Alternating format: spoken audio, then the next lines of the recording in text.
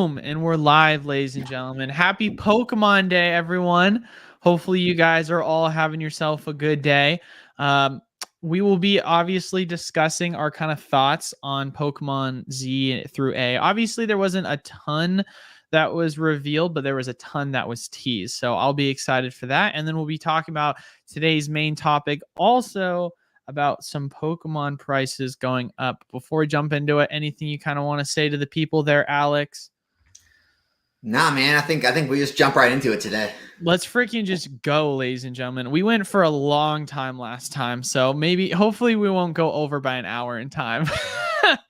I've got so much on the agenda, bro. I was talking about it before stream, but for those of you guys that don't know, we're in the process of setting up a storefront. So we just started demolition this morning.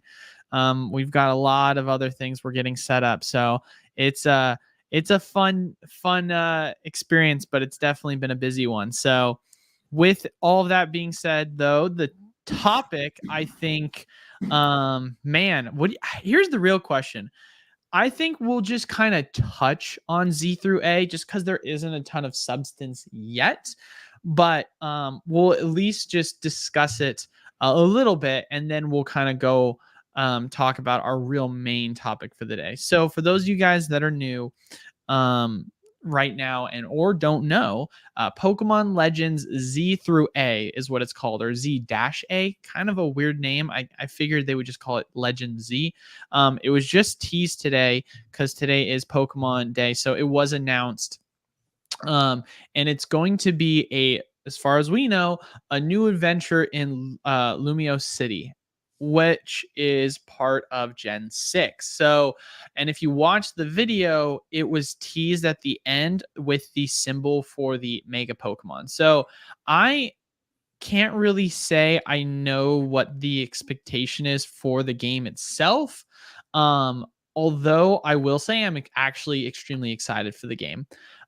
Because for myself, there was so much anticipation that was coming around Black and White remakes.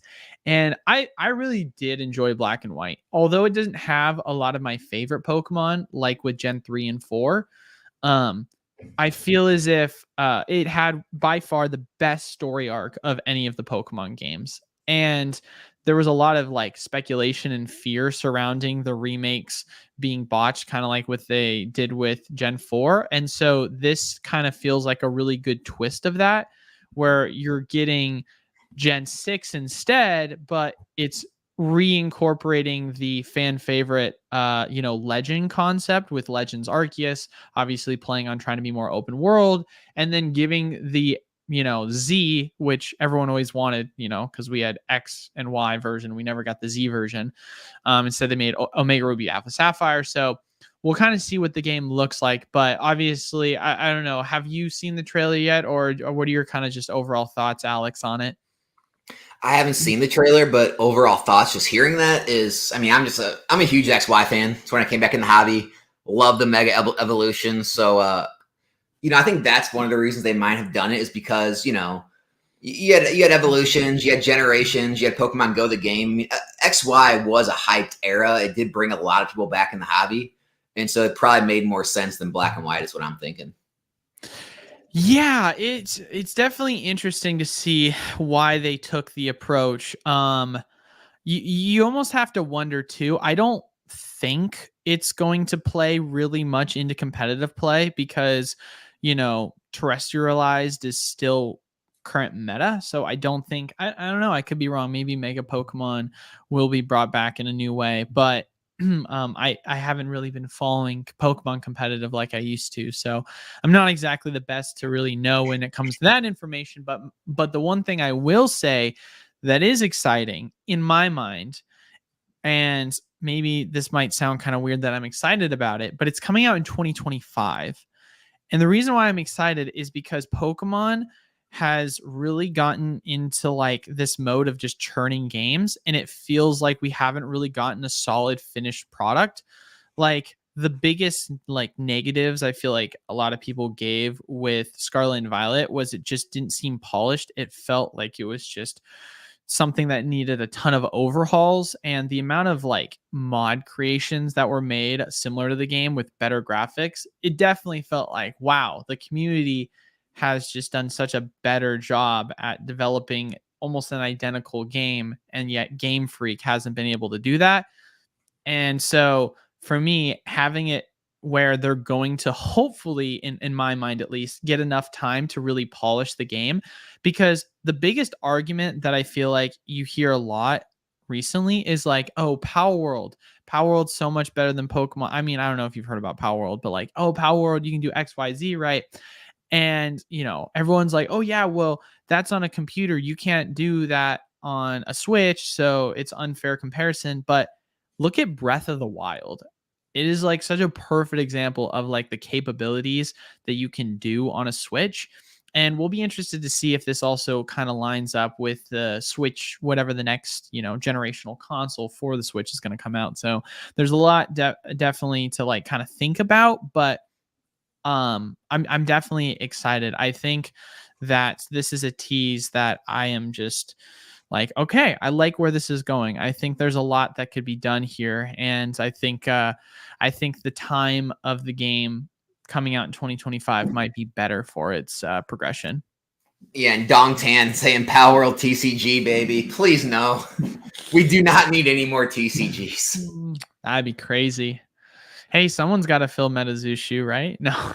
No, man. I mean, I honestly think if we could just get some time where new TCGs aren't constantly popping up, and like now I hear they're thinking about like doing a relaunch of Digimon, and then we have the relaunch of the Dragon Ball, Dragon Ball Super coming. It's just like, if we could ever get a time where we'd stop having all these new TCGs pop up, I think if the money could condense into the popular ones we already have, I think we'd see a lot more growth and a lot more enthusiasm. But it's like everyone's attention and dollars are all getting spread out so far apart that it's just it's kind of wild. Yeah. No, it's definitely gonna be interesting to see. But so far, with very little information revealed and us knowing it's gonna be a Legends game, I think it could be good. I think it could have a lot of promise to it. And also my big thing is, what are the implications going to be around this with Mega Evolutions, specifically with the trading cards, right? I know that the art designs for the XY era were not like the most enthralling. Like, you had the continuation of full art cards and full art megas, but it wasn't anything unique because obviously full arts were introduced in black and white. And so it was just, instead of full art, EXs, we got full art mega EXs. So it's like, all right, well, it'll be interesting to see now if we have some alternate arts or secret rare cards that are going to be megas as well. So it could come with some super sick art designs, including an alternate art mega Charizard. Yeah. Yeah, just the same old, same old. Yeah, exactly. Hey, Alfred literally just said that in the chat the minute I started saying that. That's so what? funny. I actually have a question for you. This was actually a subject of major debate in my Discord. And you coming from the Gen 3, Gen 4, right? You probably have a very good take. My first game I ever got was Pokemon Sapphire. So the debate was about because the Giratina card, the alt art, and the Gengar alt art, people were speculating that Giratina is a more popular species than Gengar. I'm saying no way, but there's a lot of people that came up during when you did, and they're kind of feeling that way. And the reason they're saying that is, well, because that card's more popular. And I get it. It's one card. I mean, from everything I hear from like vendors and people who sell, like Gengar is one of the most asked for, sought after Pokemon in the hobby. But I don't know. What's your thought on that, on the Giratina versus Gengar thing? That's a hard question. That's so hard to answer. Like, my visceral reaction is like, I feel like it's Gengar. I feel like it's Gengar, but it's so hard to say because I said the only way to know is if they get an SIR set where there's literally a Gengar and a Giratina in there, it both has SIRs, just to see which one outperforms each other. Well, it's just hard to know because there's been so many more Gengar cards because Gengar has been around for so long, right? So you have that like maturity in the market of seeing the progression of Gengar cards perform. I mean, literally you had an entire set built around a silver Dialga and just a bunch of freaking Gengars, like, with Phantom Forces. And there's not a lot in the set other than that, but it's an expensive set because of the Gengar. So for me, it's really difficult to say, because the only time you've really seen that where the entire set has kind of been, you just haven't really seen that. You haven't, you've seen sets with like full art Giratina cards that are performed extremely well, like back in the black and white era. But I can't really recall where a Giratina card was just like consistently being churned out. I think, in my opinion, I think hard it's to just that say. card. Like, I think it's just that alt art. Because think about it too, right? Sun and Moon era. The one card that comes to mind of the Giratina is the Giratina and Garchomp card.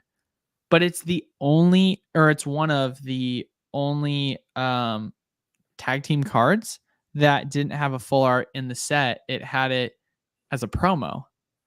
So it's like even harder to kind of think about it, because you can't go and look at like the price performance of it in the set. You have to look and see just how it's performed as a promo, which it's so hard to compare that compared to the Gengar Mimikyu card, right? Like you legit can't compare it in that regard. And then there's Giratina full arts in XY, but it's like, it's nowhere near the Phantom Forces Gengar level. I'm actually curious to see. I would love to definitely look and see. I can't remember what set it's in. Maybe Ancient Origins? Giratina. So if we're looking at the last one, it was Ancient Origins. Yeah, which, it's not crazy expensive, but it's also you have to think about it from the perspective of that set too for Ancient Origins. This is why this is such a hard conversation, man, because there's so many variables that you have to consider with it. Because I think Gengar takes it all the way, in my opinion, man. If you look at the set, if you literally look at the set, right, as a whole, you have the three most expensive cards in the set is the Rayquaza, Groudon, and Kyogre. But they're the most expensive because they're the Mega Evolution like shiny versions. They're not actual shinies, but like the like that's what the texture design of the card is called, right?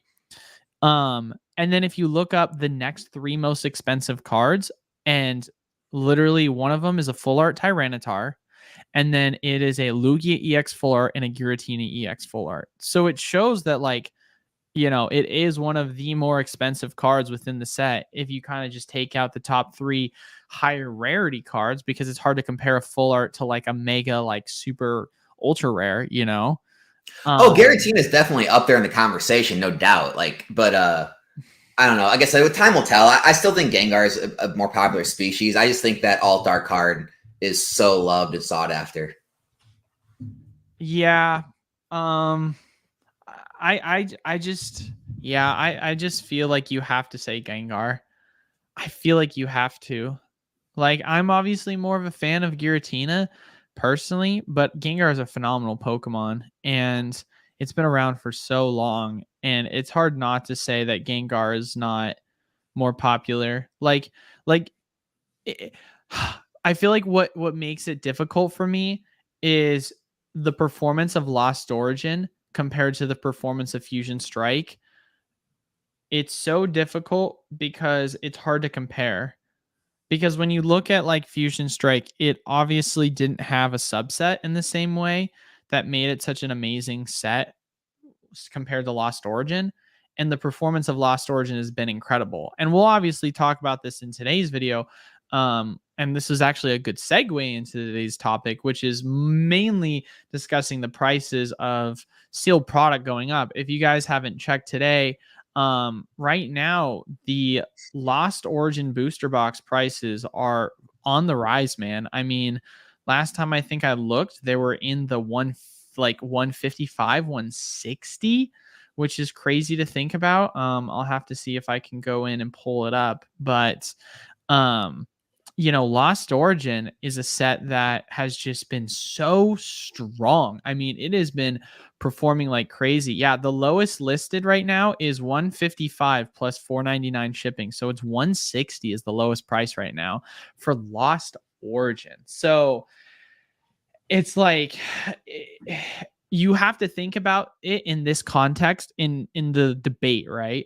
Which is Lost Origin is an amazing set because it has a really cool subset. And then with it, it has obviously the main chases, which is the Giratina and then arguably the Aerodactyl. The other two, whatever, Rotom and Well, I think it's that Pikachu trainer gallery too. Well, it has Pikachu trainer gallery. It has a Charizard in the trainer gallery. It has a Gengar in the trainer gallery. It has a Snorlax in the trainer gallery. It has a lot of really like desired trainer gallery cards that Fusion doesn't have. And that's why it's hard to compare the two sets, because if you're just going from a raw like power of the main alternator cards, you've got a Mew along with a Gengar within the set. So and an it's Espeon. like, yeah, and an Espeon. Yeah, so you've got 3 phenomenal alternate art cards, where in reality, I would argue that you have one phenomenal like character within the set. I mean, Aerodactyls, like, sorry, man. Like, I love the art design. It is by far my top 3, if not my personal favorite art design for the alt arts. But as a character, I don't think it carries in the same way. But the set has still performed incredible because of the rest of the things that have been within it. So it's really hard to compare, because you want to say, oh, well, it's an unfair comparison, but also Evolving Skies doesn't have like a subset, but it has so many amazing cards. So I don't know. There's so many arguments that you can go back and forth on. So it's definitely a good one to think about. It is crazy though. Like Fusion Strike sells out at Pokemon Center, and immediately it's right up there with Chilling Reign. Like I think the lowest listings are in the 170 range now. So everything's moving up. Evolving Skies 550. You got obviously Chilling Reign, like Astral Radiance is starting to move. Like the only ones that really aren't seeing, Brilliant Stars is still in the 150s, 160s. Like the only ones that aren't moving is really Battle Styles and then Silver Tempest. Everything else is shooting up. Which honestly, dude, I think that Silver Tempest right now is a value buy. I think if you can go find Silver Tempest for like 115, 120, I think you kind of bite at that. If you can get it cheaper, because we already know what Silver Tempest has gone up to. And I talked about this literally in a video to end out the year. It was me discussing my general thoughts about what was going to happen going into 2024. And the big thing that I predicted was, hey guys, once like the holiday season ends, Pokemon Company, historically speaking, once it hits summertime or once it's going into the spring, doesn't prioritize booster box reprints or massive reprints in the same way as it does during the holiday season. And what you tend to see is a lot of these items that were printed into the ground all of a sudden going into this later spring and then into the summer start to rise in value. And we're obviously at the end of February right now. We're going to go into spring relatively soon here, and you're starting to see prices for these items climb up. Like it's no longer just, oh, some of them are rebounding, like with Lost Origin being at 160 and Silver Tempest has more or less been going sideways for a while. You would like to think that Silver Tempest is the next booster that is eventually going to follow, kind of in the same way when comparing Chilling Reign to Fusion Strike, right? Because that I feel like is an easy comparison for the two. Well, Sir Manda, in the chat basically calls it out. Those God Packs killed it. Like the God Packs hurt that Lugia and that set so hard. If those would have not been a thing, Silver Tempest would not still be the price it is. No way. I don't know if I agree with that. Because for me, I guess the reason why I say that is I don't think prices of the singles is indicative of the demand of the booster for collectability purposes. Because otherwise, evolutions as a booster box should be way less. Yeah, I'm saying, for long term, it's not going to affect it. I'm saying like right now, though, it's definitely a reason why it hasn't moved like quickly like Lost Origin did right back up, is because those killed the price of that Lugia, whereas like Lugia, it's up there with Giratina and Gengar. It's a top tier species. that card would be a lot more expensive if it didn't have so many copies coming out of those God packs. And that's why I think it's just kind of, it's holding it back. It'll be fine long term. I agree with you, but it's holding it back from moving as fast, I think.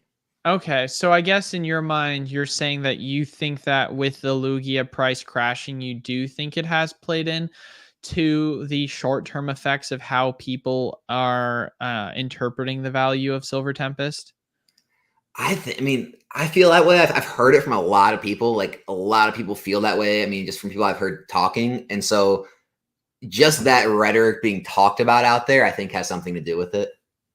You know? I mean, it's definitely it's like yeah, I think that's a fair statement to say in the short term. Yeah, I definitely would agree. I think you can definitely make the argument in the short term, but long term for sure, I think it shouldn't have any effect whatsoever. No, So, it's a great pickup. yeah, cuz it's not to say like you can't still pick up Lost Origin at this very moment in time, and it's cuz Lost Origin at one point hit $200. Like it hit like 195, almost 200 before it got reprinted. So, it's still got a ways away from its all-time high, and it's probably going to climb like crazy.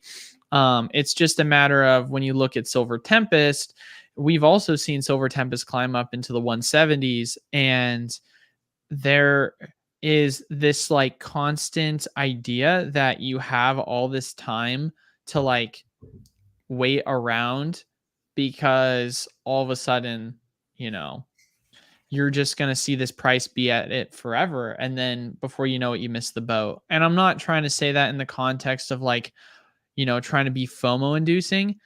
But the amount of times that people were saying, oh, Chilling Reign's going to be at $80 forever, like I don't need to jump on it. And then before you know it, it skyrockets up to like 140. Like, like Silver Tempest, when I see it at this price, for me, look at that and I say, man, like it should not be this cheap right now, but it's this cheap because of the God boxes. And I see that as like an opportunity in my mind to double down at like a cheaper price of like 115, and knowing that it's eventually going to follow up with Lost Origin in terms of its growth in the same way we've seen that with, Fusion and Chilling, which that's not to say that I think obviously, it's comparable in terms of the set demand. Obviously, we think Chilling is better than Fusion. We think LO is better than ST, but it still means that they're going to kind of follow with one another as they have in the past. Yeah, I mean, I think it's like it comes down to the danger of waiting. Everyone always wants to wait. Everyone's always waiting for a better price or another reprint or a deal or another TikTok coupon, and eventually, like those things don't come. Eventually, this product does sell, and eventually, the prices do rise, and you waited too long, and then you start convincing yourself, well, now it's too high to buy. Like, oh, well, now Lost Origin at $150 a box. I mean, it was just in the 110s, 120s. I'm not going to pay that much, and you keep doing that. And, going in this Scarlet and Violet, look, no FOMO here, right? They could definitely reprint it. No one's saying they can't. But for the time being, Paldea Evolved is now selling at $110 a box. Already. It's official. It's confirmed. Reprints coming now that prices have gone up. Obsidian Flames, almost $110 a box. Like, people, they seem to think these things can't happen, or it's like some way off years and years in the future when things go up, but guys, it happens right under your nose, and you constantly think you have more time, and eventually you just don't, and you miss it.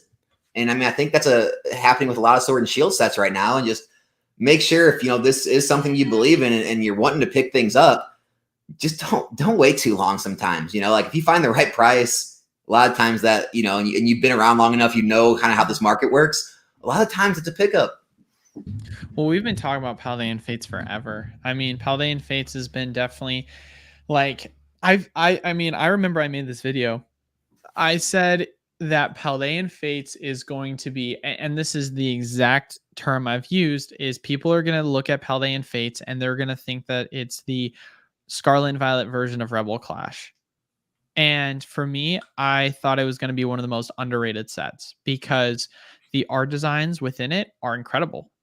But ultimately, at the end of the day, because, outside of the Magikarp art and the Tyranitar and the Iono, people were going to look past the set and say, man, What else is there? Just a bunch of cards from, you know, the newest generation of Pokemon.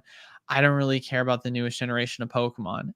And now there's probably some people that are like, I like the new generation of Pokemon, but it's not what draws in a lot of the demand for cards. Most of the things that draw in a lot of the demand is, you know, Gen 1 Pokemon, Gen 2, Gen 3, Gen 4, high demand. And that was not really involved within the set. But for me, I was a firm believer that it was going to perform well. And I still have since then liked it because the art designs have always been incredible to me. And so it has a very similar structuring of, you know, Rebel Clash, which is one of the reasons why people don't like it, because they look at the structuring less so than they do about the artwork, and why I think it shouldn't really matter so much, because I think art should win at the end of the day. And Aerodactyl card is a perfect example of that, as someone who doesn't really care for Aerodactyl as a Pokemon that much, but then fell in love with the design of the card because of how cool it was. I mean, it's got other, you know, it does have Pokemon in there, like, you know, maybe not to us, but like, you know, it's got the new, you know, legendaries, right? It's got like the new legendary beasts or whatever they want to call them. You know, it's got that Raichu card. It's got the Magikarp with the Gyarados on it. I mean, Iono is one of the best waifus we've seen in this era so far. Like, I mean, I just think it's a strong set overall with the art, the Pokemon, the structuring.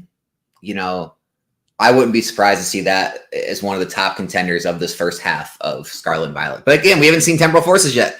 We've seen some leaks, and they've been looking really nice. Yeah, I mean, if I'm correct, we still have one more thing to go, and then we should run. Yeah, I guess that is a good point. There is more legendaries within the set, but I mean, the premise, I guess, in my mind is take the rarity out of it. It's like with any new generation, most people don't really find an appreciation for it until it's kind of started to go out, right? Because like you have obviously the 3 starters, you've got the Dragapult, you've got a Toxtricity, you've got quite a bit of like the quote unquote, we'll say, more popular cards within the Galar region, but still people are like, I don't really care. And then obviously you got an Iono compared to a boss's orders in the same way. And then you also have a Sonya too within it. So, but this is obviously a whole different situation because of alternate arts. And that is just, alternate arts are just so good, man. They're just so good with the legendaries being on top of that added in. Yeah, definitely think it's got a lot to love. I forgot about the Raichu though. That is a good one to bring up as well. The Raichu is nice. So people, I feel like, just have this problem with getting past the rarity types though, because obviously there being a Raichu in a set, it's like a perfect example. Pokemon Go, right? They had the Charizard in the set, but because it was a Shining Charizard and it wasn't like a full rarity Charizard, people viewed the set differently. Pokemon Go to the moon, man. Pokemon Go to the moon is right. Hey man, honestly, if anyone wants to play, if they want to like try to play on a card, I still think that Mewtwo is grossly undervalued in that Pokemon Go set. How much is it? It's less than $20. And like that's an alt art. I mean, as people want to go back and collect like all the alt arts, and I mean Mewtwo, the popularity of Pokemon, like maybe Pokemon Go sealed product doesn't ever become some crazy thing. I have a hard time believing that Mewtwo stays down forever, though. No, I can definitely see that. I mean, you want to talk about another card that's just been doing nothing but just going down in value? The Mew alternate art card. Have you been watching the price of that? Which one? The VMAX. No. So at the high, this is the last year, right? Granted, so we'll have to go back and look at the price history. I can go in Polkadata and check that out. Within the past year, the high was $85. It is now down to $55. So it's dropped $30 in the past year, which is roughly around, I mean, what is that? A 35% retracement, something like that, 38% retracement. So, I mean, let me take a look and see what Polkadata has for us on the overall price. But yeah, it's funny to see, because this is kind of where, in my mind, I don't get fearful a lot of times of like the longevity of a set when it comes to the price of the singles, because I mean, the Mew card has been going down, but the box just won't stop going up. So it's like, yeah, I think people just like that, which is so funny because at the end of the day, people like to collect the box and people like to obviously display and collect the, or people like to open up the packs and they still like to get that rush of chase. Yeah, I think what it is, I think the singles are like, and I've kind of speculated on this in the past. I think the singles are just a few years removed from the box price rising. Because like when the boxes start to rise, like that's still when a lot of packs have been or are being opened. A lot of the cards are still being graded. So like there's still a lot of downward pressure at that point. So I feel like maybe if boxes start to rise in that 2, 3, 4 year mark, it might take singles like to that 4, 5, 6 year mark to really start to see their appreciation because, you know, you're still getting that influx of new singles on the market during that time, I think. So, I pulled up the price history. So release date, of course, highest being 160. But if you looked at the general price of the card, it was averaging between around $80 at the high point being back at the start of March of last year. It was sitting at $90. So since then, the literal lowest price of the card is currently. So the Mew card has actually never been this cheap according to PokéData's chart.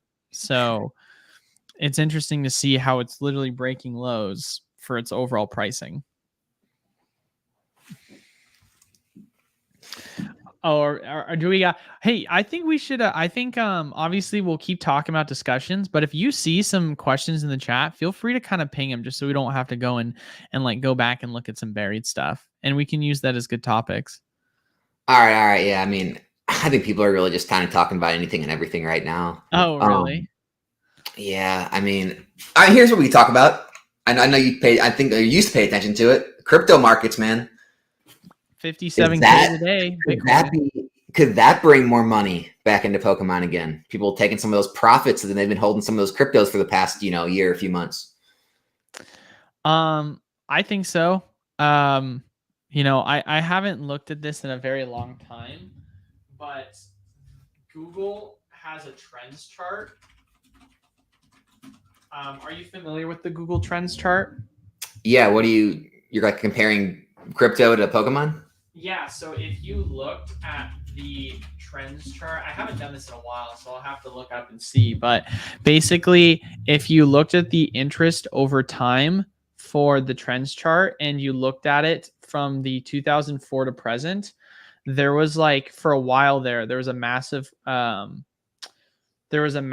correlation between the demand of Pokemon along with crypto prices, where literally you saw like spikes within the Pokemon market that would incur following that of crypto. I haven't checked it in a while, so I don't know how relevant it is, but it was like almost spot on where like if you saw if you saw crypto do a move, then like I'm not even kidding you, like several weeks to a month later, Pokemon followed very similarly.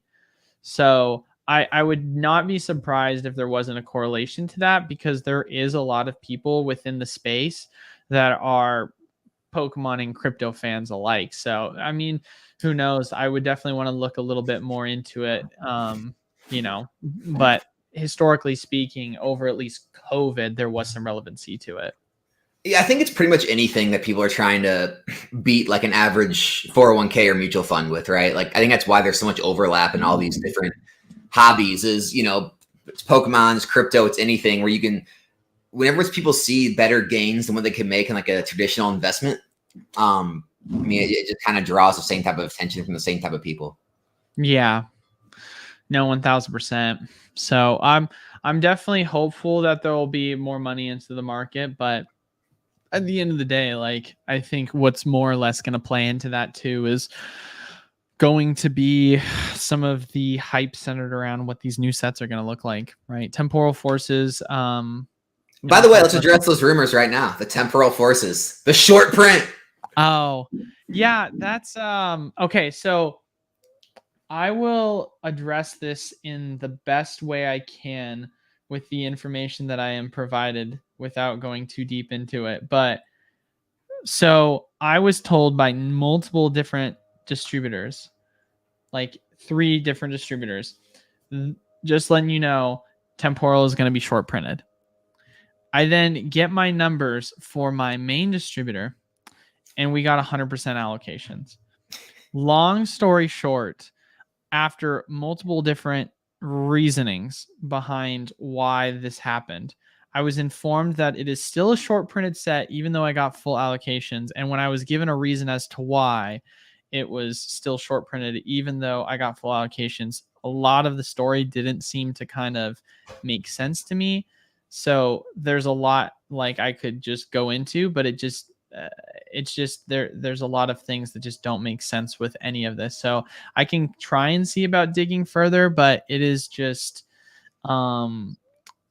it's just confusing. That's honest to God the only answer that I can really sounds give. like some bullshit. That I mean, it's one of those things where you're like, you ask a question and then you're like, are they giving me this answer because this is what they were told, or they're just trying to give me an answer because they just don't want to not have an answer when they were saying forever it was short printed. So it's interesting. So, and it's not like we ordered a small amount. Like we ordered 1,000 booster boxes from our main distro and we got 1,000, and our secondary distro we ordered 960 and we got 720. So we got roughly 1,700, over 1,700 boosters. So I don't know, man. You've gotten more from this set than any of the other SV sets? Huh?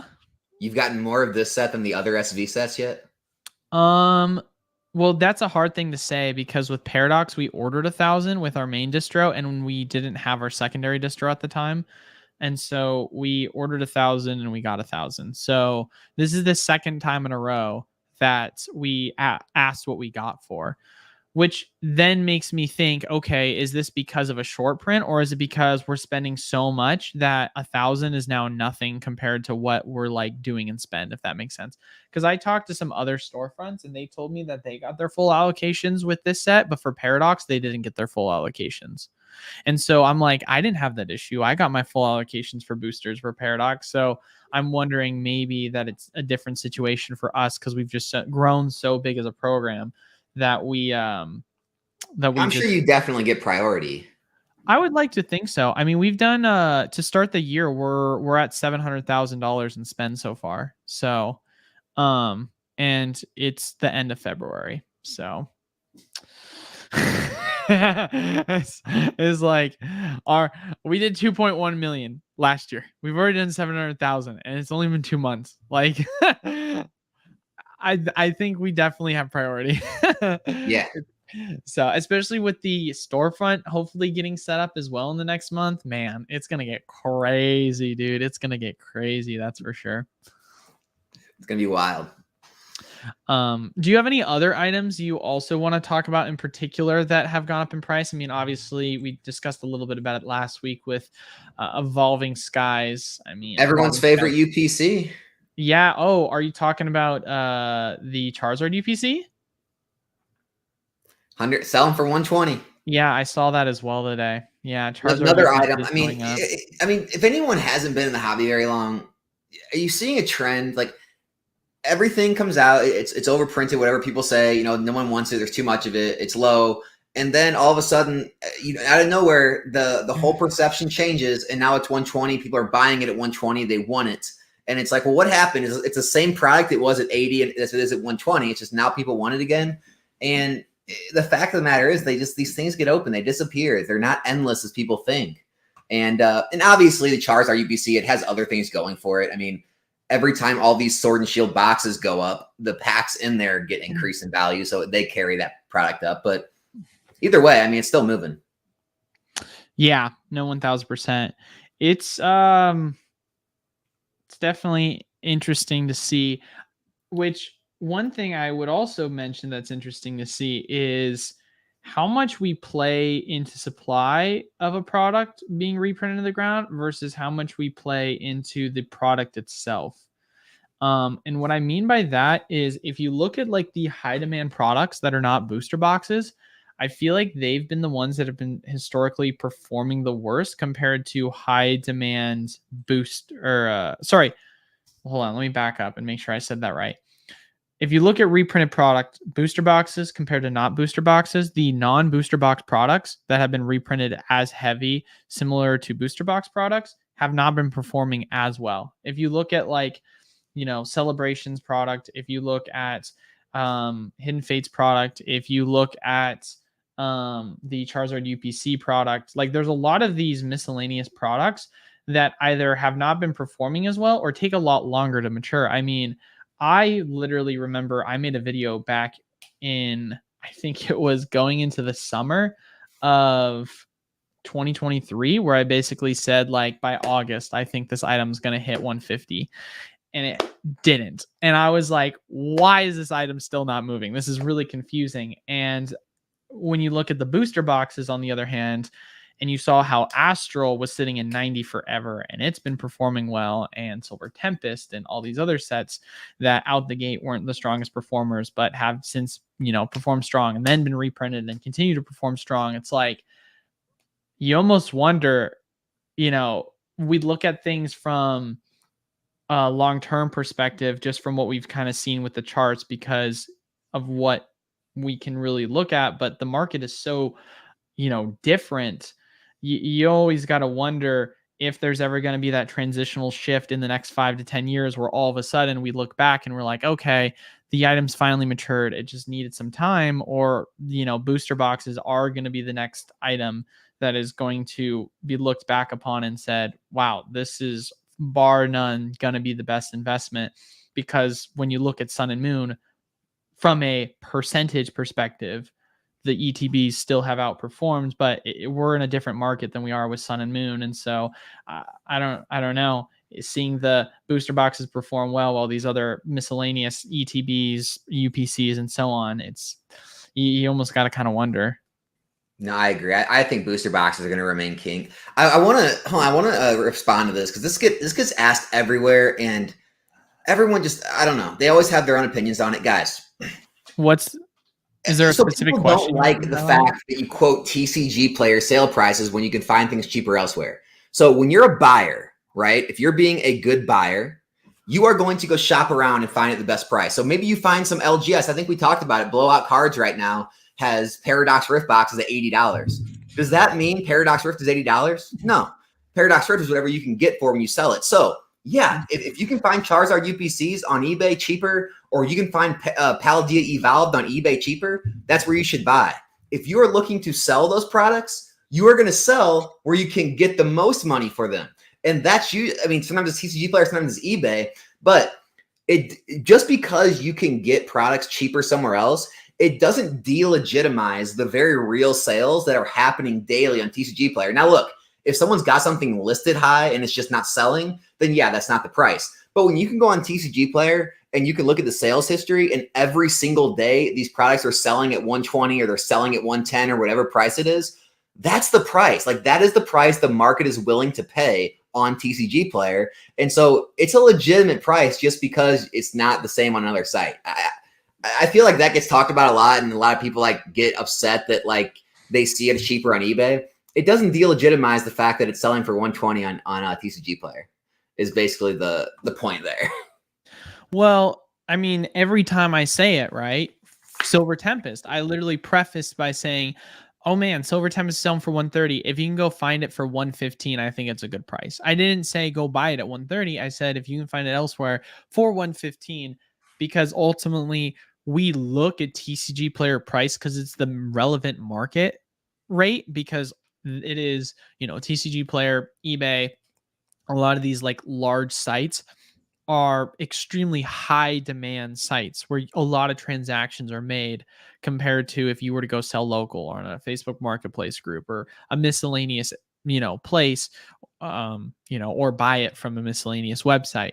So for us, it's not indicative, once again, of like, oh, this means this is the cheapest place you can get it. It's like, no, this is just the majority rate that a lot of people or the public is kind of buying it at.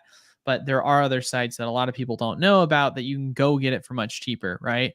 Like if I went and asked someone, hey guys, where do you guys get your ETBs from? Have you guys seen Game Nerds deals? Like just a general random person when it came to they're just a casual collector. They're like, Game Nerds? What's Game Nerds? Safari Zone. I don't know if Safari Zone.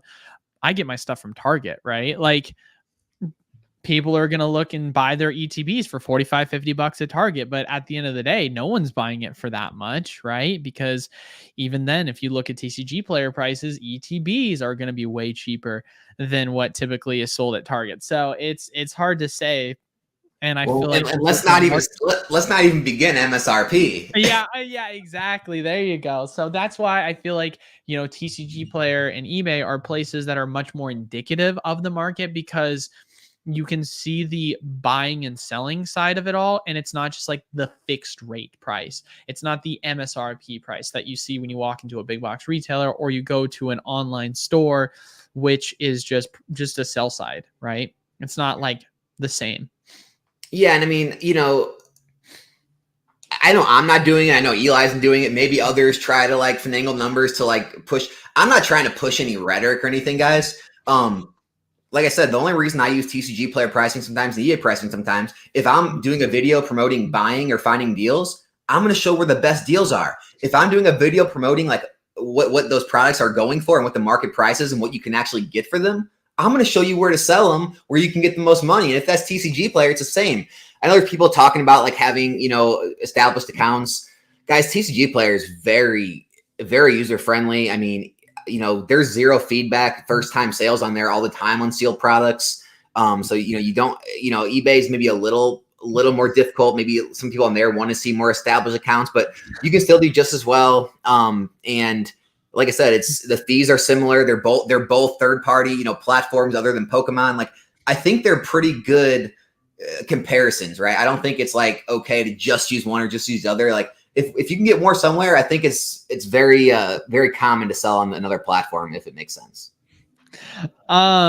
So it was blowout cards, Joseph, but they sold out since then. So the $80 is gone, sadly. Sorry, guys. It went quick, man. It went quick. So, but yeah, no, it's definitely yeah, I mean, a lot of you guys are part of we have our own deals group. We have a lot of other deals groups in the community. We've got, Reddit groups. It's not that difficult to find Twitter drops. I mean, there's so many different communities that you can go follow for certain prices. Like if you want to really get a much better rate than what is on TCG Player. Absolutely. Let's think. What is another good item to tell? Well, actually, we are in the section, I will say, so because we've been going for already 47 minutes because time just loves to fly. So if there are other questions that people have, obviously feel free to post it in the chat, and we'll have a conversation about it. But while we kind of look for that, there was one question that I saw was asked, and it does bring up a really good point. Let me see if I can find it. I actually liked it a lot because I will click on it and then I will explain why in a second. We're not the one where PTCGO Radio is calling you out on Cosmetic Click. I saw that. I don't think that happened. I think they're just trying to say that as a joke. They're people always are trying to cause drama. We have to. We're gonna drag Eli into some drama in the future. Yeah, guys. Alex before stream, he was egging me on because he was like, "Bro, did you hear what happened with so and so's post?" And I was like, "Yeah, that's just content being made." He's like, "Oh, so you're going after him?" I'm like, "I'm not going after him. I just think he's just posting for content purposes. I don't think this is really a story." He's like, "You're calling him a liar?" He's like, "Bro, you're calling him a liar, bro. You should make a video about how you think he's full of it and how." And I'm like, "Bro, I'm not like that. Like, I'm not here for that." He's like, "I'm gonna get you one of these days. We're gonna get you in some drama, Eli. Just you worry." But I like this question. So it says, Fusion Strike, Brilliant Stars are Lost Origins, a booster box. What do you think will be better in the next 3 to 5 years? And the reason why I like this question is Brilliant Stars is now the same price as Lost Origin booster boxes. So it is really close to Fusion Strike. Yeah. I mean, I think for me, it's an easy third place goes to Fusion. I don't think that that's that difficult. I think for sure it's a question of Brilliant versus Lost Origin. Hey, hold on. Look, just look at David's question. David's question, is it one of the more recent ones? The last, right in the beginning, bottom of the chat. Oh, video with the messages talk about same product. Oh yeah, well, we can talk about that later. Well, as far as it goes, though, for me, Fusion feels like an easy third place. It's really Brilliant or Lost Origin. And which one do you think is better long term? I think this is a hard one for me. This is honestly a super hard one for me. Yeah. You naturally want to say, oh, Brilliant has Charizard. Charizard equals win, right? Like that's an easy one to kind of look to. But then you Brilliant also has like nothing else. That's not true though. It feels that way in the short term because of prices, but like that Arceus card is like dirt cheap. Right, but you have to look at the subset. The subset has some incredible art designs that are going to mature long term. Everyone talks about like Lost Origin having the strongest TG. I think Brilliant Stars has got just as strong of a trainer gallery. I'm telling you, that Zekrom card is going to be insane one day. The price on that card is going to be so stupid. People are going to look back and be like, man, I can't believe this card was ever like $2. It should have been $50. Like, that is a card that I think will perform really well because N is a fan favorite character, and having like Zekrom's N, and it's a really, really cool art design. Like, I feel like people are just seeing the set and they're saying, oh man, Brilliant Stars might perform worse than Lost Origin because Lost Origin in the moment has just been performing so strong. And if you think about it too, Brilliant technically got a reprint, but it was a very tiny reprint. Lost Origin got a way bigger reprint, and you saw a much bigger price correction with that happen, and it's still performing better with Brilliant. So it's an easy argument in the short term to say right now, just based off of what you're seeing price action wise for Lost Origin to outperform. But when you look at it from a long-term perspective, it really does, in my mind, come down to a battle of the trainer galleries is kind of how I look at it. Because it's like they both arguably have the best trainer gallery cards. That's at least the argument that I would make. Yeah. The prices might not be what people want them to be, but I don't know, man. It's got the EVs. It's got a lot of the EVs. It's got the Mimikyus. Honestly, I like Brilliant. You know what? I'll take whichever one you don't. Like I'll take Brilliant, Lost Origin, Fusion Strike. Yeah, right. And then you can have Lost, Brilliant, Fusion Strike. Like the only argument I would make to where because here's the thing, right? You've got Umbreon, you've got Sylveon, you've got Jolteon, Flareon, Eevee, Vaporeon, you've got the really cool Zekrom card, you've got the Mimikyu, you've got these really strong trainers in the subset. I already mentioned the Zekrom being how cheap. I would say the one argument that would make it to where it is a stronger set within the gallery for Lost Origin just ultimately comes down to the fact is there's more diversity if you're not an Evolution fan, right? Because if you're an Evolution fan, then half of like the desirable cards in the trainer gallery are just a wash for you. Well, it's got the birds. Like, except the birds instead. I think it has the legendary birds, doesn't it? In Brilliant? Yeah. Does it? I didn't know that. Let me look. I'm looking right now. I'm pretty sure though. It doesn't. It doesn't have the birds. The birds are in those are in Silver Tempest, I think. It's Silver Tempest or Astral Radiance. You're right. I think Silver. No, you're right. Yeah, I think it might be Astral. But no, Lost Origin, what makes the trainer gallery good is it has a huge diversity. It has a Pikachu, it has a Gengar, it has a Charizard, it has a Snorlax. It has much more like diversity of characters within it. And so there's a lot of that to be desired by people since they are such strong characters. Man, my Pikachu is so sad to see the price just gone down. But that's why I feel like it really comes up to a preferential. I mean, I guess you can argue because it has a Pikachu and a Charizard, it is better, but I don't know. Evolving Skies is argued as one of the best sets.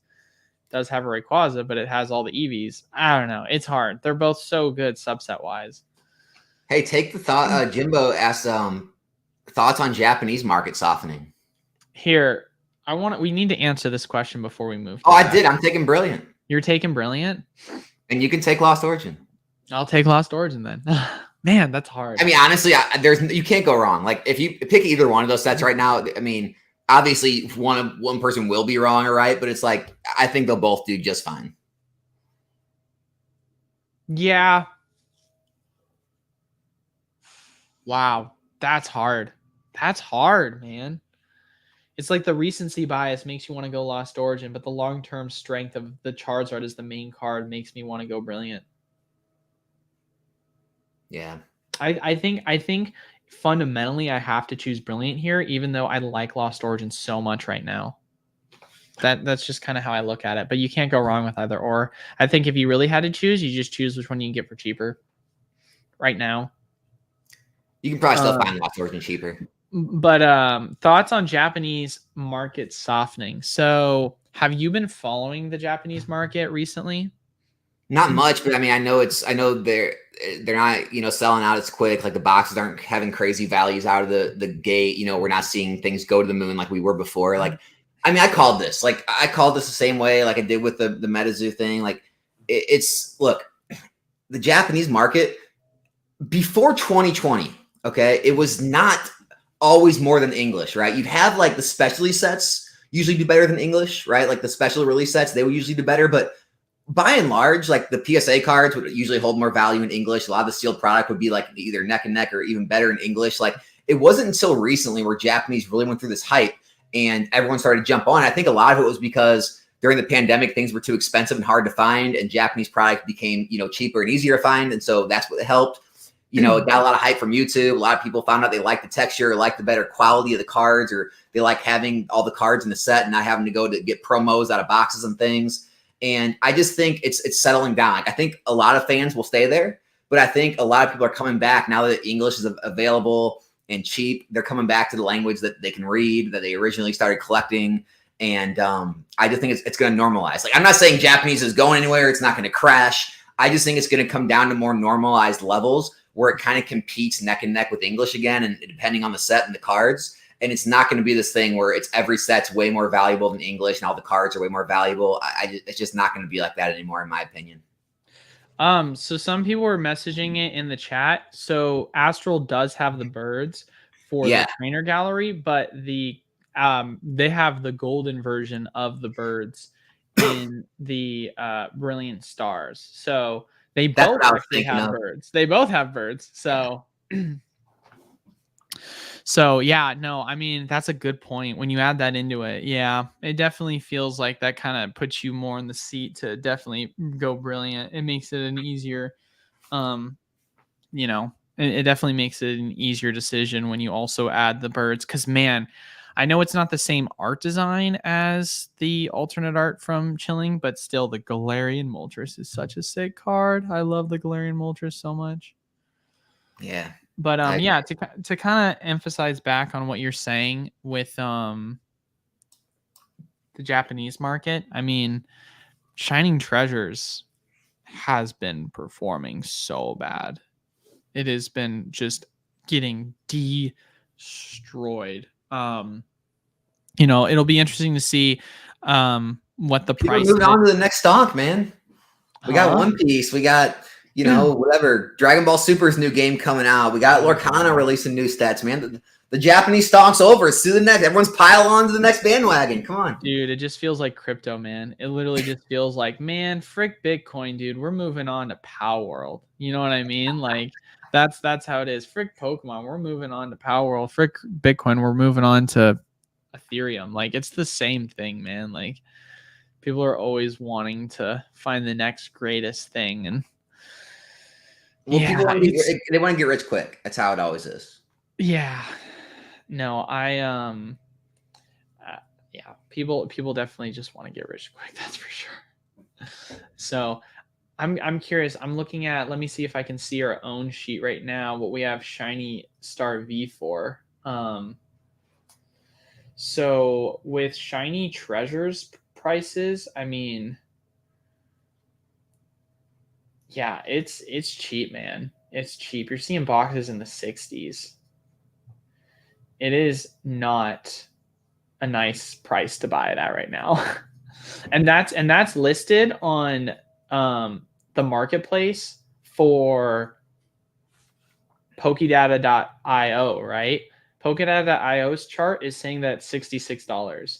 So if you use, so because within our wholesale program, we also have our own Japanese supplier list. And right now we're seeing Shiny Treasures selling for $215 for 5 boxes. That is $43 a box. That's super cheap. Like going back to TCG Player versus where you can find it elsewhere. It's crazy to think how cheap it is right now. Hey, Dong Tan asked, what about Battle of the UPCs? You think there's any chance of the Charizard UPC will outperform all the current UPCs we have now in 5 years? The Charizard UPC? Yeah, I don't think so. And the guys, this is here. I'll talk against myself, right? Like I hold 18 or 20 of the Charizard UPCs. I don't think it's the best UPC. Like if I had to pick one right now, I'd probably pick like, I mean, the Arceus one's already risen a lot. I'd probably pick like the 151 UPC over that. You pick which UPC over it? Like any current ones right now for the next 5 years. Like I think Celebrations one, like it could rise in price, but it's already seen its big spike. Like I don't think it's going to have a crazy run. Like I don't really see any other UPCs. Like I think 151 is probably the best one for the money right now. Where is the direct question? I want to make sure that I'm reading it. So Dong Tan, he's got like the green bubble with a D, and it said, "What about Battle of the UPCs?" Question mark. It's not too far up. Maybe like. Okay, there we go. Yeah. You think any chance Charizard UPC will outperform all the current UPCs we have now in 5 years? Well, I guess it's hard to say because for me is how did you read the question? Is it outperform as in like go higher in price? I would probably say a percentage gain. Because that's a completely different statement. I think percentage gain Charizard UPC will probably outperform most of them, but in terms of dollar price, there's no way that it's going to surpass like Celebrations UPC, right? Like, but what do I think is going to happen first? You know, Charizard UPC goes up, we'll say $100, so it's like a 30% gain, or do I think that? Or sorry, not the Charizard UPC. The Celebrations UPC goes up $100, which is like a 30% gain, or the Charizard UPC goes up $40, which is a 30% gain. Like the difference between the two, it feels like it's way easier of movement for the Charizard UPC to go up percentage wise. Over 151? Oh, I was saying compared to Celebrations. Percentage gain. Yeah. You know, like having. What do you think 151 though compared to the Zard UPC? That's a tough one. That's a tough one. Oh man, it's a tough one because the value of those packs in the Zard UPC, that's going to carry that. That is going to carry that product. Yeah. 151 packs are going to hella carry. I mean, you've got Evolving Skies packs in. You know, that's what I was saying. Like the packs in the Zard UPC, all the Sword and Shield sets, those are going to carry that for sure. Yeah, because you've got Evolving, you've got Chilling, you've got Fusion, you've got a lot of these packs. And I think, honestly, that's probably why it's going up right now. Like, you have to think the reason why the Charizard UPC is going up is because all these Sword and Shield packs are going up in value. Of course. But do we think that 151 UPC packs are going to perform better? Or not one UPC, but 151 packs are going to perform better than the majority of the Sword and Shield era packs? 5 years, yeah. Like it might have a reprint. Like in the next 1 to 2 years, a Zard UPC might beat it. But 5 years, oh my gosh, I have to stick with 151. I hate these questions. They're good questions today, dude. I'll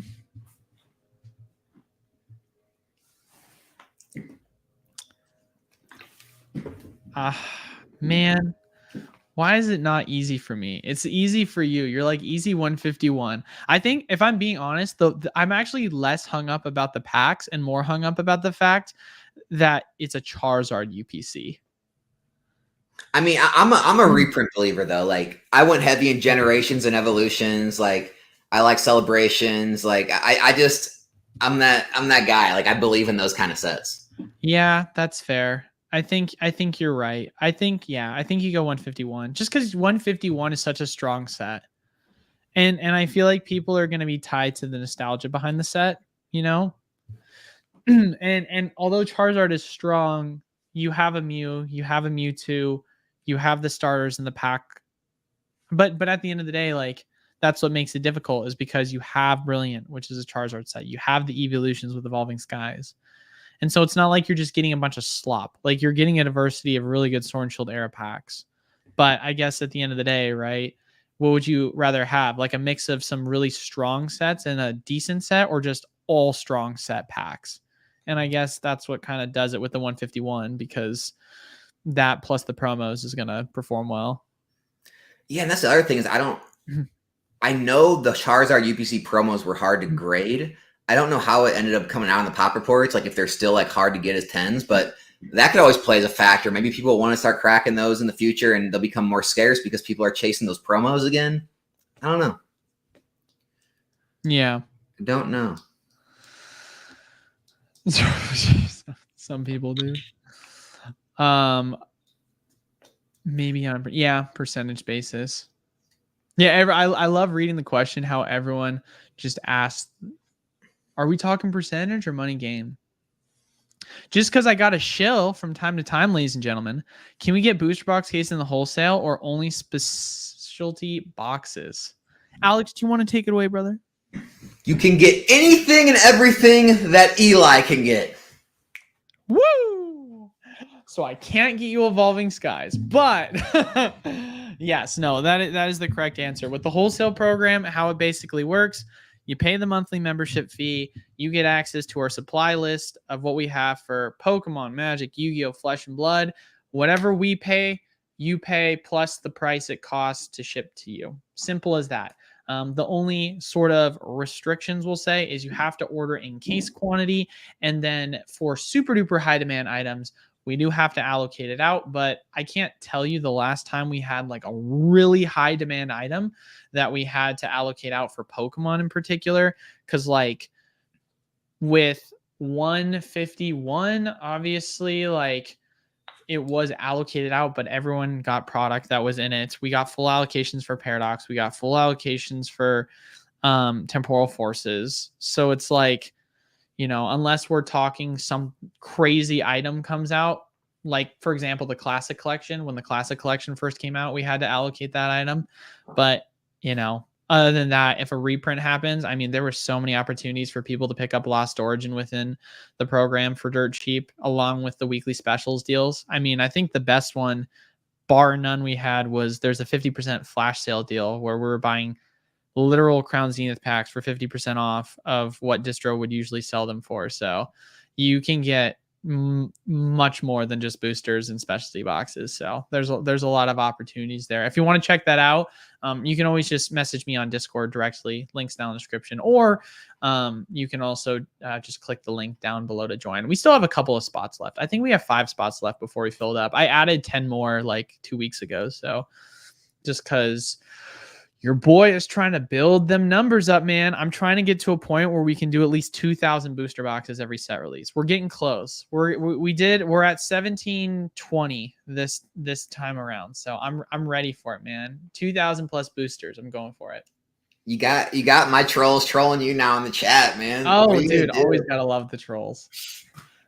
Always gotta love the zero effort trolls. We should talk about it though, even though they're trolling. We should talk about that. because We someone should asked talk about it about earlier. the trolls. We should give them a stage. That doesn't No, sound because someone bad. asked about that earlier. Like, you haven't heard anything about this whole like Pokemon shutting down non-distributor sellers or any. Have you heard anything about this? Oh, the only thing I've heard is that there has been a topic of discussion regarding Shopify accounts being like told that they have to send proof that they're getting their product from a supplier. But this is something that's been going on forever. Like this is something that's been going on before the Pokemon, like, I mean, before we've had the program. Like I remember when I got my own Shopify account before we had the program, it was like, hey, we need to know that you're like getting invoices from Pokemon suppliers. Can you send that to me? And I was like, okay, cool. Here you go. And then it was whatever. Like this is nothing new. So for me, I don't really see this as any relevancy. Like it would be one thing if there was an official statement, and if there is, of course, please message me the statement that was made from the Pokemon company. I'd be happy to address it and come out and say, you know what, this is new information. But to me, this just sounds like Shopify doing what Shopify has always done, which is asking for just proof of invoices from suppliers. And So honestly, I'm glad I asked you about it before stream because you said you have people that are successful with it. My answer was going to be, guys, if you don't have distribution lined up, I don't really know how you're going to be successful selling sealed product these days anyway on your own website, paying shipping, paying, transaction fees when you can just find it cheaper everywhere else on eBay, TCG Player, especially at release. But Eli said there's people that are successful doing it. So, if you can help them out or if anyone they're buying from can help them out with those, it's just bigger companies wanting to protect themselves from even bigger companies than them type thing. yeah, I mean, we've had zero issues with this in the program. I've had multiple different people message me, hey, can I get specific invoices for orders so that I can use it for Shopify to verify me? And Shopify's accepted it. This has been, the program's a year old. It's not an issue. Like I said before, we've done $700,000 in sales in the past 2 months.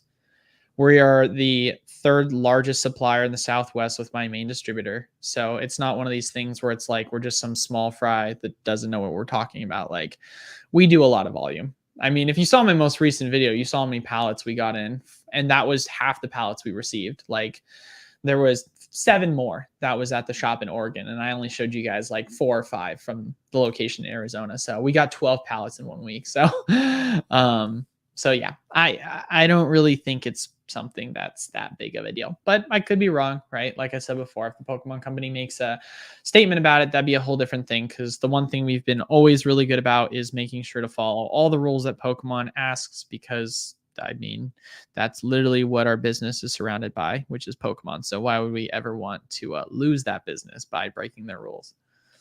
But what else do we got for other questions?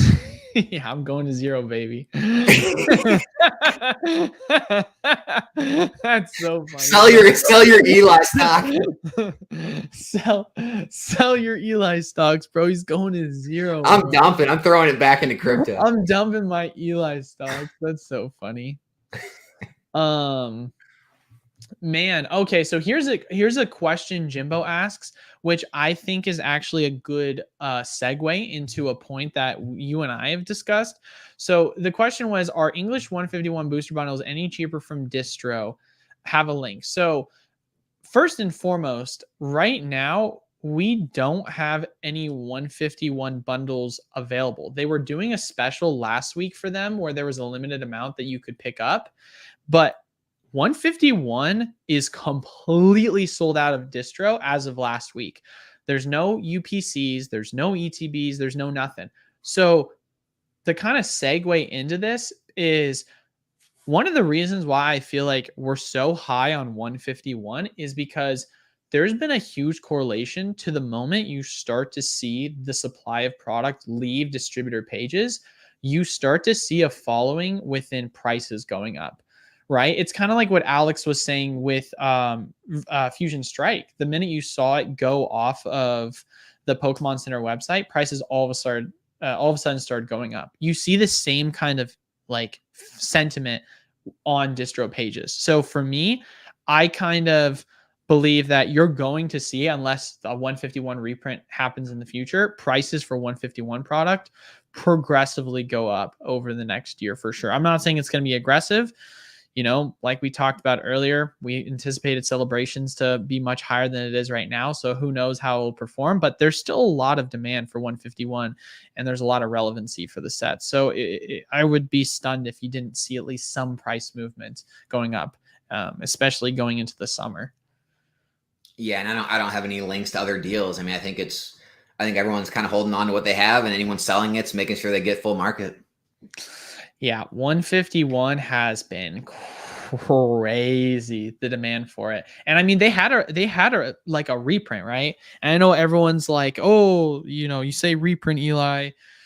It was just a restock," but it was a reprint because when reprints happen, my distributor comes in and says, "Eli, there is a reprint for a specific set. We'd like to get your numbers in for it." And that happened in November and December, where we basically put in numbers for 151 ETBs and 151 UPCs with our distributors. And they came back and said, "Here's how much we could get you for this next reprint wave." So they dumped the crap out of 151 product, and yet it has still continued to stay strong in price.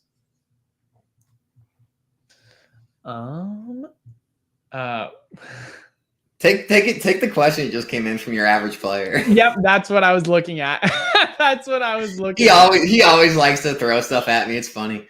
Average player is a troll, 100%. Not dumping money into real estate. Well, I mean, real estate, getting a loan right now, you're paying so much interest. Whereas people here's the thing with real estate is people, see the interest rate and they convince themselves like that's the interest rate. But what you understand is real estate interest is front loaded on those loans. So you're paying way more interest in the first years than you are in the last years. So you're paying tons and tons of interest on real estate loans in the first few years. So it's like, even if you were to buy a house right now and rent it out and things like that, the amount of money that you put into it, that you're having to like rehab it or make it ready to move into, the amount of money you're paying for just regular repairs and things like that, and the amount you can charge for rent, you're not really making much money, especially for a few years. So you have any appreciation or till you can raise rent or things like that. It just doesn't make a ton of sense right now with the rates to like buy. I'd rather continue to put product away. It's zero cost to store.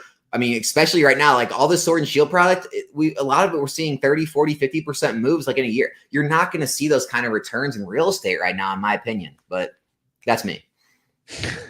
He says, okay, here's the follow-up question.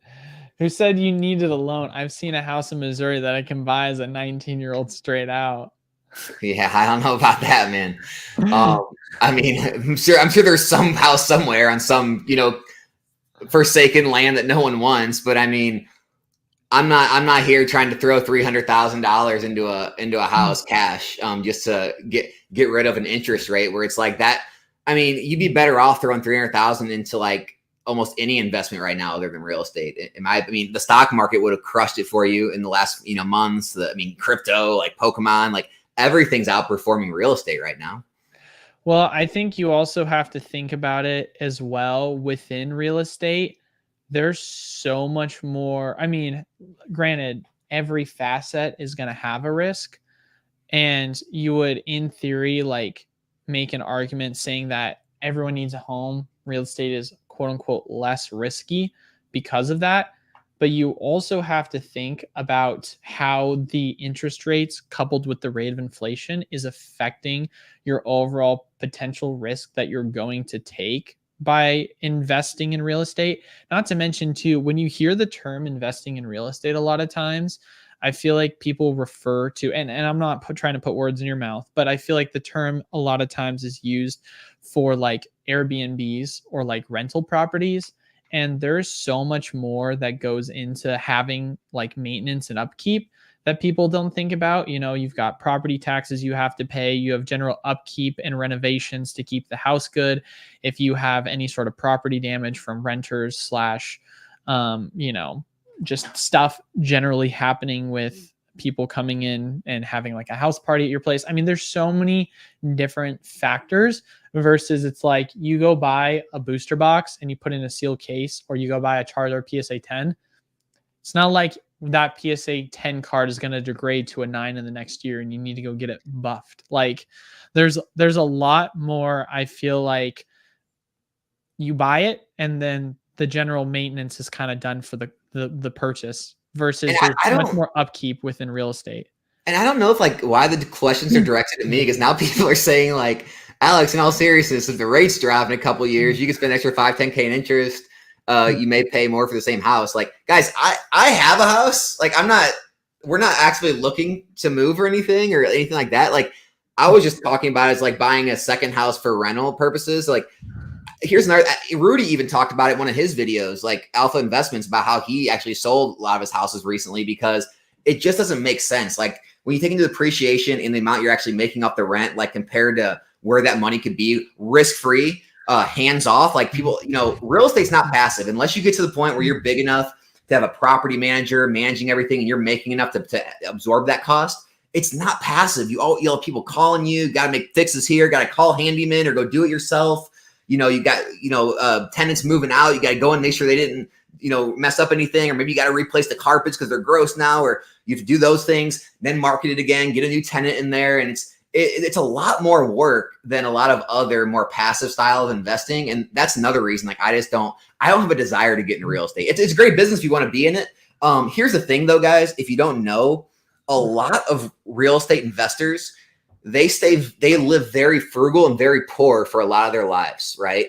A lot of their lives when they're building up that position and they're paying down their houses and they're waiting for that thing to appreciate, for that first 10, 15, even sometimes 20 years, you're not living large, right? All your money's going back into continuously investing and buying new properties and building up the properties. And like, you don't really get to see the fruits of your labor. So you're older. Like I'm not looking to sell out the next 10, 15, 20 years of my life to build a real estate portfolio when I'm doing just fine with other investments. So real estate just doesn't intrigue me.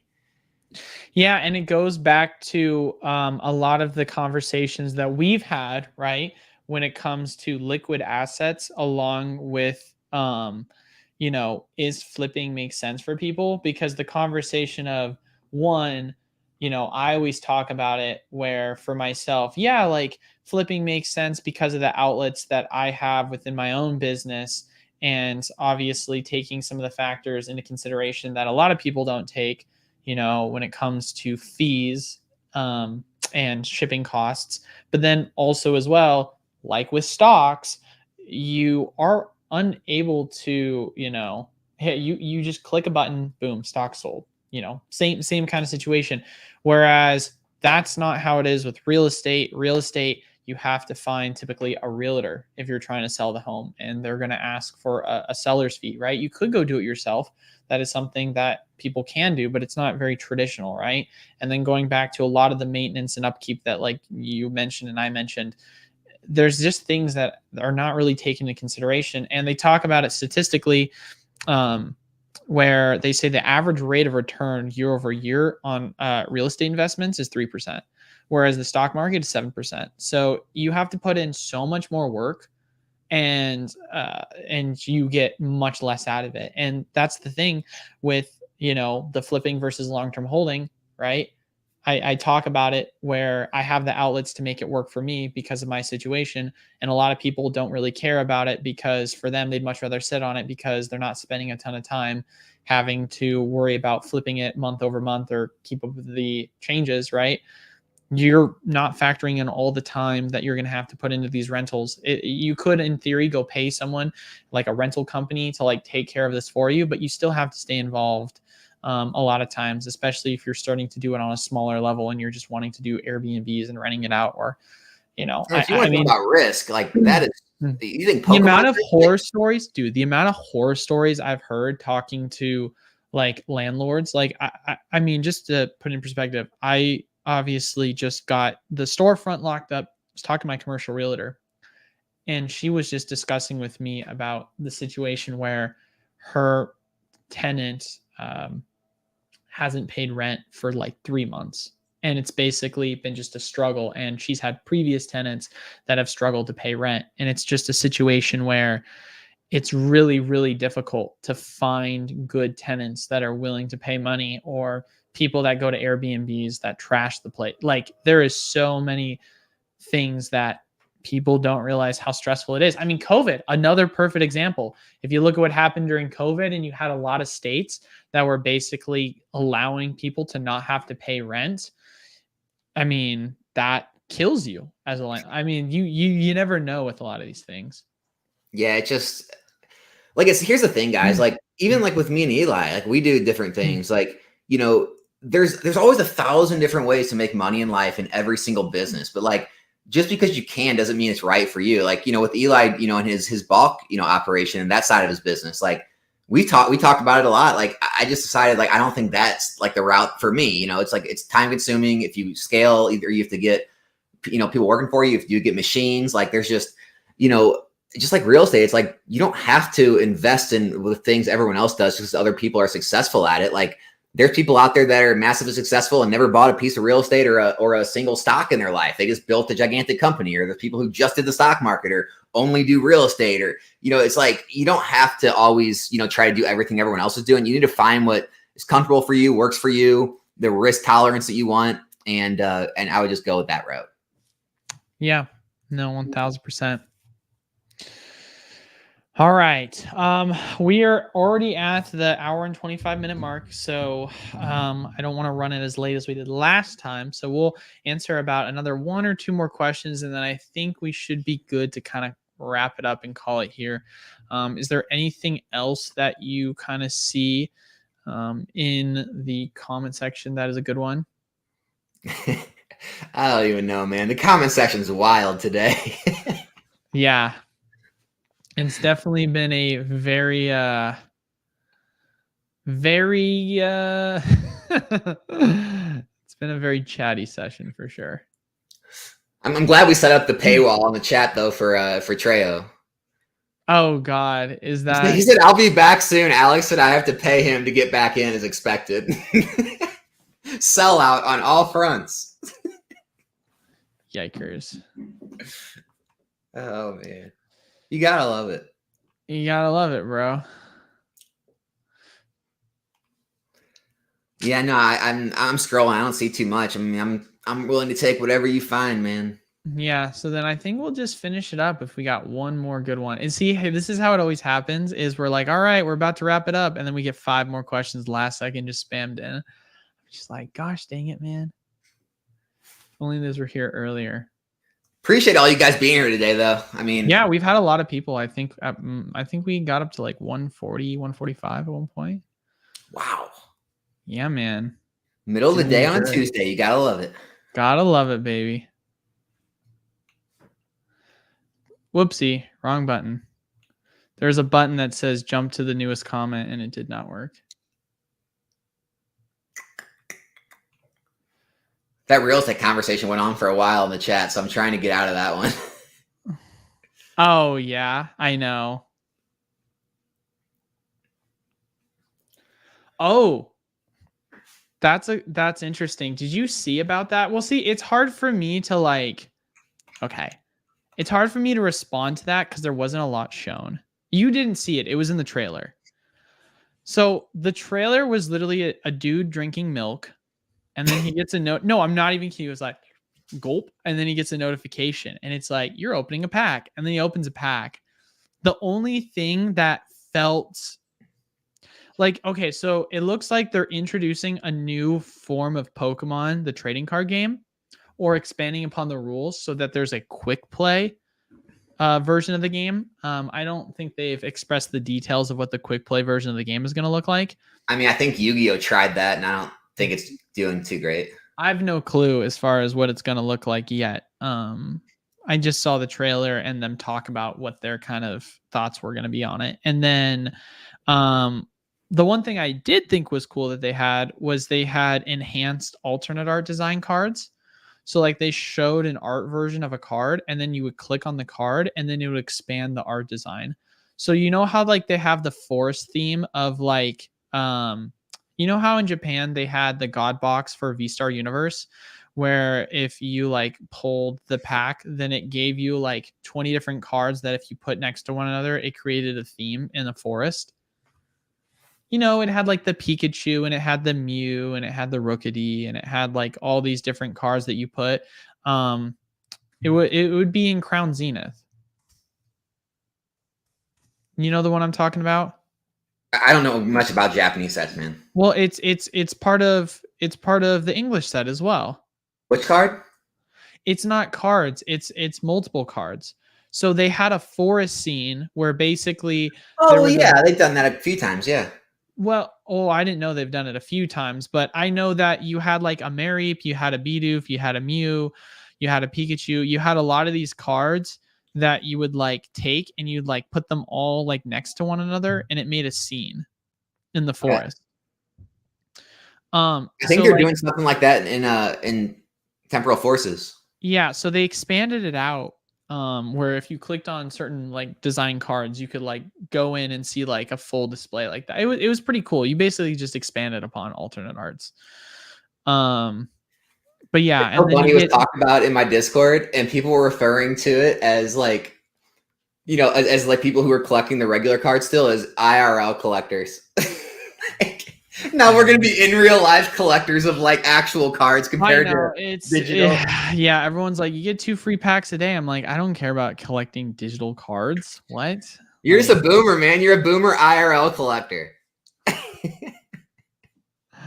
Yeah, no, I didn't really see. I wasn't excited about it. Trading all my physical cards for digital cards, right? What's happening, man? Everything's going to zero. I mean, I'm looking at, and based on that, I'm not really seeing anything else in terms of questions that was asked after that. Jess, we actually talked about the Legends game at the very beginning. Eli did. So if you want to scroll back to the very beginning of this, he mentioned all that.